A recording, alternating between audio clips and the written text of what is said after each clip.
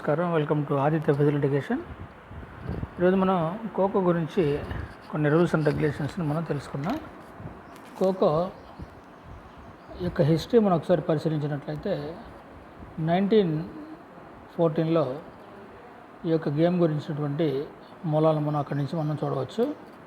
1924లో దీని యొక్క పురోభివృద్ధి, అదేవిధంగా 1936లో HVPM వాళ్ళు దీన్ని ఒలింపిక్లో ఇంట్రడ్యూస్ చేయడం జరిగింది. తర్వాత అక్కడి నుంచి 55, 56 ఖోఖో ఫెడరేషన్ ఆఫ్ ఇండియా ఏర్పడడం, 59, 60లో ఫస్ట్ సీనియర్ నేషనల్స్ జరగటం, అదేవిధంగా అది కూడా మన ఆంధ్రప్రదేశ్ విజయవాడలో జరగటం. తర్వాత ఏషియన్ ఖోఖో ఫెడరేషన్ 1987లో ఏర్పడడం, 2018లో ఇంటర్నేషనల్ ఖోఖో ఫెడరేషన్ ఫామ్ అవటం, అదేవిధంగా 2022లో అల్టిమేట్ ఖోఖో అనేటటువంటి ప్రొఫెషనల్ లీగ్ని లాంచ్ చేయడం జరిగింది. ఈ యొక్క ఖోఖో అనేటటువంటిది సాంప్రదాయ క్రీడగా మనం చూస్తూ ఉంటాం. ఇక్కడ మనం ఫ్లైఫీల్డ్ యొక్క డైమెన్షన్స్ మనం ఒకసారి చూసినట్లయితే సీనియరు, జూనియరు అనే మరియు సబ్ జూనియర్స్ అనే రెండు రకాల క్రీడా మైదానాలని మనం ఇక్కడ చూస్తూ ఉంటాం. ఈ రెండింటిలో కూడా గ్రౌండ్ యొక్క సైజు మనం రెండు కూడా మనకు చూద్దాం. గ్రౌండ్ సైజు కనుక మనం చూసినట్లయితే సీనియర్ మరియు జూనియర్స్కి 30 × 19 మీటర్లు ఉంటుంది. అదేవిధంగా సబ్ జూనియర్స్కి 26 × 17 మీటర్లు ఉంటుంది. అంటే సీనియర్స్కి వచ్చేసి 30 మీటర్ల పొడవు గ్రౌండ్ మొత్తం, అదేవిధంగా 19 మీటర్ల వెడల్పు ఉంటుంది. సబ్ జూనియర్స్ బాయ్స్ అండ్ గర్ల్స్కి 26 మీటర్ల పొడవు, 17 మీటర్ల వెడల్పు అనేది ఉంటుంది. ఇక ప్లేఫీల్డ్ వచ్చేసి మనకి 27 × 16. ఇది ఖోఖో కోర్టు యొక్క కొలత. మనం గ్రౌండ్ కొలత అంటే 3 మీటర్లు మనకి ఎక్స్ట్రా ఉంటుంది కాబట్టి అది కలుపుకొని గ్రౌండ్ అంటాము. ప్లేఫీల్డ్ అంటే మనం ఏదైతే ఖోఖో ఆడతామో అంతవరకు ప్లేఫీల్డ్ అంటాము. సీనియర్ మరియు జూనియర్స్కి ఏమో 27 × 16, సబ్ జూనియర్స్కి 23 × 14 మీటర్లు ఉంటుంది. సెంట్రల్ లేన్ అంటాము. లైన్ అంటేనేమో గీత, లేన్ అంటేనేమో రెండు లైన్లు కలిపి ఉంటుందని మనం లేన్ అంటాం. ఇది సెంట్రల్ లైన్ వచ్చేసి 24 మీటర్లు సీనియర్ జూనియర్స్కి, సబ్ జూనియర్స్కి వచ్చేసి 20 మీటర్లు ఉంటుంది. సెంట్రల్ లైన్ విడ్త్ వచ్చేసి సీనియర్స్ మరియు జూనియర్స్కి ఏమో వెడల్పు, సెంట్రల్ లైన్ వెడల్పు ఎంత ఉంటుంది అంటే 35 సెంటీమీటర్లు ఉంటుంది. సబ్ జూనియర్స్కి ఏమో 30 సెంటీమీటర్లు ఉంటుంది. అదేవిధంగా సెంట్రల్ లైన్ యొక్క post line to first cross line అంటాం మనం.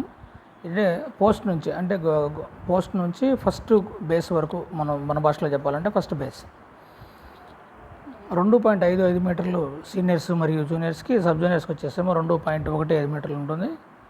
తర్వాత ఎంట్రీ జోన్ డైమెన్షన్స్ మనం ఒకసారి పరిశీలించినట్లయితే 8.20 మీటర్ల నుంచి 0.5 మీటర్స్ వరకు ఉంటుంది. ఇది సీనియర్ మరియు జూనియర్లో.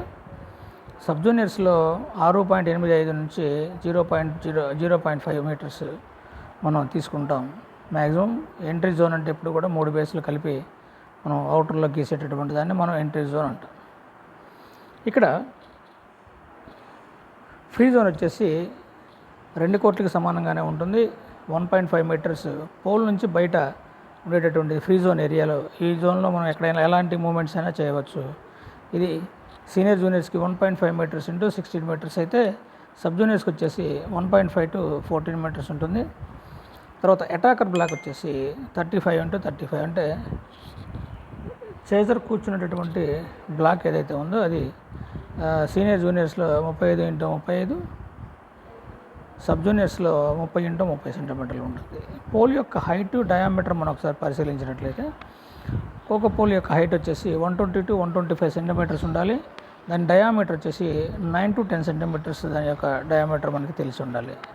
ఎలాంటి ఎడ్జెస్ ఎప్పుడు కూడా కోపులుగా ఉండకూడదు, సిలిండ్రికల్ స్టైల్లో ఉండాలి. ఇక్కడ టచ్ చేసి కో పెట్టడాన్ని మనం పర్ఫెక్ట్ కోగా చెప్తాము. అదొకటి మనం చూసుకోవాలి. టచ్ అండ్ కో అంటాం అందుకని టచ్ చేసి కో పెట్టాలి. ఇక్కడ టైమింగ్స్ లేదా గేమ్ స్ట్రక్చర్ మనం ఒకసారి పరిశీలించినట్లయితే గతంలో మనకి 12 మంది ప్లేయర్స్ ఉండేవాళ్ళు, ఇప్పుడు 15 మంది ప్లేయర్స్ ఒక టీం వచ్చేసి. అదేవిధంగా 9 మంది ఏమో ఫీల్డ్ ప్లేయర్స్ అంటాము, మిగతా వాళ్ళు సబ్స్టిట్యూట్ ప్లేయర్స్గా ఉంటారు. ముగ్గురు సబ్స్టిట్యూట్ ప్లేయర్స్గా ఉంటారు.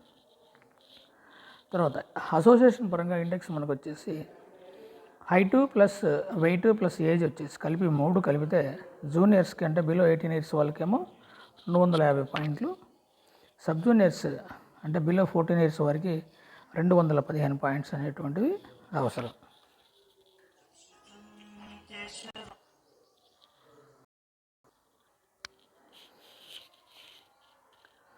అదేవిధంగా మ్యాచ్ టైమింగ్స్ వచ్చేసి మనకి juniors 9 minutes per turn, sub juniors వచ్చేసేమో 7 మినిట్స్ పర్ టర్న్ వస్తుంది. ఇంటర్వెల్స్ వచ్చేసి 4 మినిట్స్ బిట్వీన్ ఇన్నింగ్స్, అంటే ఇన్నింగ్ మధ్య 4 టర్న్స్ ఉంటాయి, 2 ఇన్నింగ్స్ అంటాము. 2 టర్న్స్ కలిపి ఒక ఇన్నింగ్స్ కింద మనం చూస్తాము. ఒక ఇన్నింగ్కి మధ్య 4 నిమిషాల టైం ఇంటర్వెల్ ఉంటుంది. అదేవిధంగా ఒక టర్న్కి మధ్య 3 నిమిషాల ఇంటర్వెల్ టైం ఉంటుంది. ఇక్కడ 3 అంటే ముగ్గురు ఎప్పుడైతే లోపలికి వస్తారో ముగ్గురు ఎంట్రీ వస్తారు. మనకి ఎప్పుడు కూడా బ్యాచ్ ఆఫ్ 3 అంటాం. అంటే 3 బ్యాచెస్ని 9 మంది ఆటగాళ్ళని 3 బ్యాచెస్గా మనం డివైడ్ చేస్తాము. ఈ 9 మంది ఆటగాళ్ళు ఒక బ్యాచ్ అవుట్ అయిన తర్వాత రెండో బ్యాచ్ ఎంటర్ అవ్వడానికి రెండో మనం పెట్టేలోపు మాత్రమే వాళ్ళు ఎంటర్ అవ్వాల్సి ఉంటుంది. తర్వాత లేట్ ఎంట్రీ లేదా రాంగ్ ఎంట్రీ అంటే దాన్ని మనం లేట్ ఎంట్రీ ఫౌల్గా ఇస్తాము. ఇక్కడ ఇంకొక రూల్ ఏంటంటే మారినటువంటి రూల్ మనం పరిశీలించినట్లయితే 15 మంది క్రీడాకారులు మనం చూస్తాము. ఇప్పుడు కూడా ఈ ఫాలో అని ఒక రూల్ ఉంటుంది. ఇక్కడ after completion of the first inning optional follow అని ఉంటుంది, కంపల్సరీ ఫాలో అని ఉంటుంది.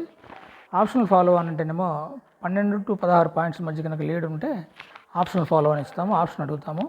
కంపల్సరీ అయితేనేమో 18 పాయింట్స్ ఆర్ మోర్ ఉంటే మాత్రం కంపల్సరీగా మనం ఫాలో ఆన్ చేయవలసి ఉంటుంది. ఇక్కడ మినిమం స్టేజ్ టై బ్రేక్ ఎలా చేస్తాము అంటే టీమ్స్ పైన ఎక్స్ట్రా టైం ఆడతాము. తర్వాత వచ్చినప్పుడు షార్టెస్ట్ టైం తీస్తాము. అంటే ఒక రన్నర్కి ఎంత టైం అయితే ఒక బ్యాచ్లో అవుట్ అవుతారో రెండో రన్నర్కి కూడా అంతే టైంను మనం కేటాయించవలసి ఉంటుంది. ఇక్కడ డ్రీమ్ రన్ అంటాం. అది ఒక 1 point for serving 4 minutes on the field అంటాం.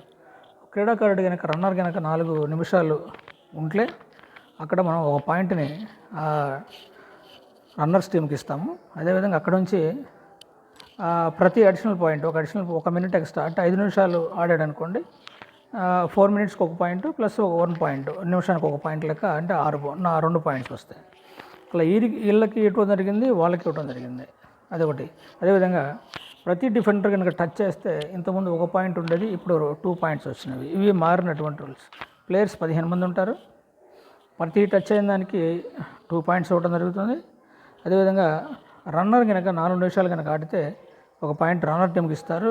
అక్కడ నుంచి ప్రతి నిమిషానికి 1 పాయింట్ ఎక్స్ట్రా ఇవ్వడం జరుగుతుంది. ఇది మనకున్నటువంటి ఆప్షనల్ ఫాలో అని కూడా మనం చూసాము, కంపల్సరీ ఫాలో అని కూడా మనం చెప్పాము. ఈ 2 అంశాలు కూడా గుర్తుపెట్టుకోవాలి. ఇక్కడ మొత్తం 11 మంది టెక్నికల్ అఫీషియల్స్ ఉంటారు. ప్రతి మ్యాచ్ని ఆడించడానికి 11 మంది టెక్నికల్ అఫీషియల్స్, రెఫరీ ఒకళ్ళు, అంపైర్స్ 2, పోస్ట్ అంపైర్స్ అంటే పోల్ దగ్గర ఉండేటటువంటి అంపైర్స్ అడిషనల్గా ఇప్పుడు 2 యాడ్ చేయడం జరిగింది. ఒక స్కోరరు, ఒక అసిస్టెంట్ స్కోరర్ ఉంటారు. టైం కీపర్స్ 2 ఉంటారు. ఇద్దరంటే ఒకళ్ళేమో రన్నింగ్ టైం చూస్తే ఒకళ్ళేమో ఏ ప్లేయర్ ఎంత ఆడాడు, ఈ టైం ఎక్స్ట్రా టైం ఇవి కూడా మనం చూస్తూ ఉంటారు. 2 టైం కీపర్స్ అవసరం.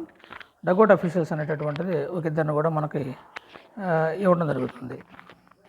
వీళ్ళు అంటే సబ్స్టిట్యూషన్స్ కానివ్వండి ఇలాంటివి కూడా చూసేది డగౌట్ అఫీషియల్స్ ఉంటారు. కార్డ్ సిస్టమ్స్ మనకి yellow card, blue card, red card ఈ 3 కార్డ్స్ కూడా మనకు ఉపయోగిస్తారు. ఫార్మల్ వార్నింగ్ ఏమో yellow card, blue card 1 minute suspension ఉంటుంది, రెడ్ కార్డు అంటే ఇమీడియట్ డిస్క్వాలిఫికేషన్ ఉంటుంది. మనకు ఉన్నటువంటివి కండక్ట్స్ అండ్ ఫౌల్స్ మీకు ఆల్రెడీ రెగ్యులర్గా ఏవైతే ఖోఖోలో మనకు ఉన్నటువంటి ఫౌల్స్ ఉన్నాయో అవన్నీ కూడా మనం చూస్తూ ఉంటాం. Thank you.